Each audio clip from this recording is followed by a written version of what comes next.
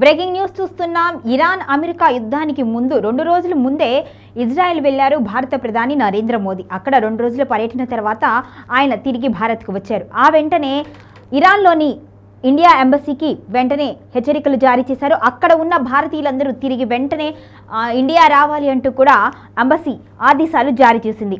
పశ్చిమాసియాలో ముదురుతున్న ఉద్రిక్తతల నేపథ్యంలో ఇరాన్లోని భారతీయ రాయబార కార్యాలయం అక్కడ నివసిస్తున్న భారత పౌరులకు అత్యవసర హెచ్చరికలు జారీ చేసింది.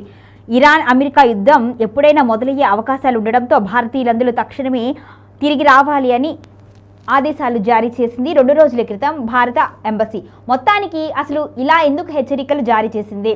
వెంటనే ఇజ్రాయెల్ నుంచి తిరిగి వచ్చిన ప్రధాని వెంటనే ఎటువంటి ఆదేశాలు జారీ చేశారు, ఎందుకు ఇంతగా అలర్ట్ అయ్యారు అనేది చర్చనీయాంశంగా మారింది. అంతేకాకుండా ఇరాన్లో వేగంగా మారుతున్న పరిస్థితుల దృష్ట్యా భారత ప్రభుత్వం ఈ నిర్ణయం తీసుకుంది అని అధికారులు వెల్లడించారు. అంతేకాకుండా విద్యార్థులు, పర్యాటకులు, వ్యాపారవేత్తలు అందుబాటులో ఉన్న కమర్షియల్ విమానాల ద్వారా వెంటనే ఇరాన్ను విడిచేయాలి అని హెచ్చరికలు జారీ చేసింది. ఇక భారత పౌరులు అత్యంత అప్రమత్తంగా ఉండాలి, నిరసనలు, ఆందోళనలు జరిగే ప్రాంతాలకు అస్సలు వెళ్లొద్దు అంటూ కూడా హెచ్చరించింది. మరోవైపు పాస్పోర్ట్లు, ఐడి కార్డులు, ఇతర ఇమిగ్రేషన్ పత్రాలను ఎల్లప్పుడూ వెంట ఉంచుకోండి అని చెప్పింది. ఇప్పటి వరకు ఎంబసీలో పేరు నమోదు చేసుకుని వారు వెంటనే రిజిస్టర్ చేసుకోవాలి అని కూడా వెల్లడించింది. ఇరాన్ అణు చర్చలు విఫలమవడంతో అగ్రరాజ్యం అమెరికా కఠినమైన వైఖరి అవలంబిస్తుంది. ఇప్పటికే అమెరికా అధ్యక్షుడు ట్రంప్ ఇరాన్పై దాడికి సిద్ధమయ్యే సంకేతాలు ఇచ్చారు. దీనికి బలంగా యుద్ధం వస్తుంది అనే సంకేతాలు వచ్చాయి. అందుకోసమే మేము ఈ హెచ్చరికలు జారీ చేస్తున్నాము అని 2-3 రోజుల క్రితం భారత ప్రభుత్వం వెల్లడించింది.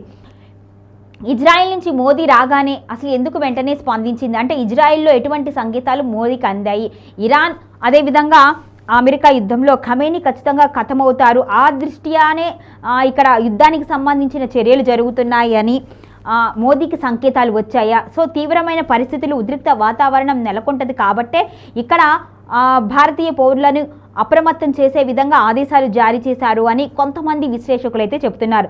సో ఇజ్రాయెల్కి అమెరికాకి ఉన్న సత్సంబంధాల కారణంగా ఇజ్రాయెల్తో మోదీ ఇటీవల భేటీ అయ్యి 3 రోజుల పర్యటన నిమిత్తం వెళ్లిన కారణంగా అక్కడ జరుగుతున్న పరిణామాలన్నీ ఆయనకు తెలియటం వలన అంటే ఖమేనీ ఎట్టి పరిస్థితుల్లోనూ మరణిస్తారు, ఖమేనీని చంపడమే లక్ష్యంగా అమెరికా దాడులకు దిగుతుంది, ఈ దాడుల్లో ఖచ్చితంగా ఖమేనీని మట్టుపెట్టే ప్రయత్నం అమెరికా చేస్తుంది అని మోదీకి ముందుగానే ఇజ్రాయెల్ ద్వారా సంకేతాలు వచ్చాయి అని విశ్లేషకులు చెబుతున్నారు.